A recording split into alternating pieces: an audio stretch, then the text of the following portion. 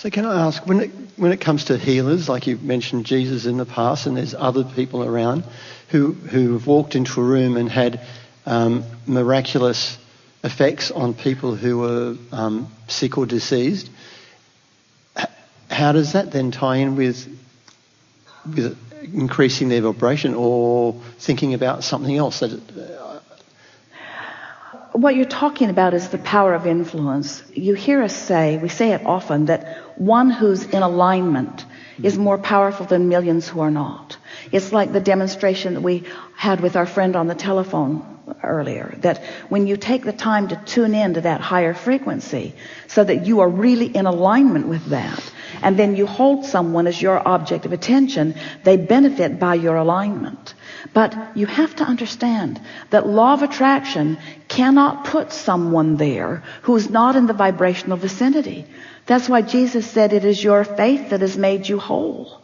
In other words, if someone is standing in desire of something and not believing that it is possible, then it's not going to be their experience, you see. Okay. They've got to be somewhere in the vibrational vicinity in order for that to happen. Now, someone who's tuned in, tapped in, turned on has a very powerful, broad, long reach.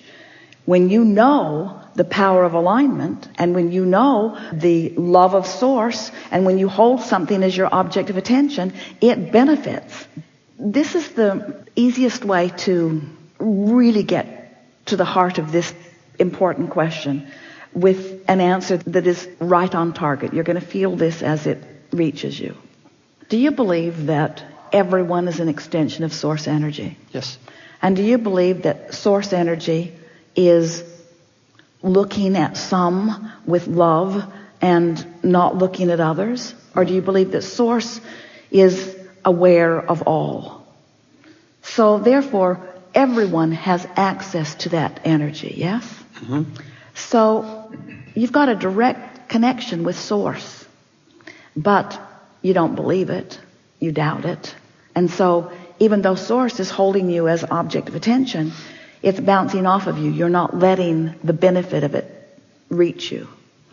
So then someone else who comes into your experience, who is also tuned to that, do you think that if source, with all that source is not able to bring a person from doubt, then is there any healer who is in physical form that would be able to do that? In other words, we're asking you, do you believe that source has the power to assert? Absolutely. And then there's the belief in that person. If you're using as an identity, like use Jesus for example, if you believe. But the thing is, unless the perception of that individual changes and allows, unless they let go of their resistance. In other words, there is not anyone who is not seen by source, but there are many who don't allow themselves to know that, you see. Right. And so the reason that we put it to you in that way is because we want you to understand that as the creator of your own experience, all of you are the recipients of this source energy. Mm-hmm. And that every one of you is either allowing it or not allowing it. There is no withholding of source. It's an inside job that each of you must individually find your way to.